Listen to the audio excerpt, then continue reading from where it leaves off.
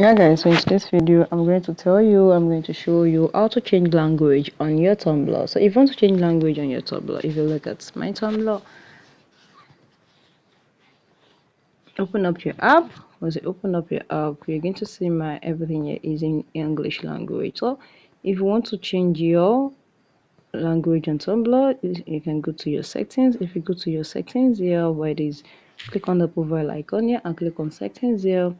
Then automatically there's no way you can change your language. So what you need to do is go to your phone settings. Once you go to your phone settings, then go and change the language on your phone settings, then it's going to automatically change the language of this your Tumblr too. That is how you can be able to change your language or your country or your region on your Tumblr. So it's very easy. So guys, if you found this video helpful, smash the like button, drop a comment and subscribe.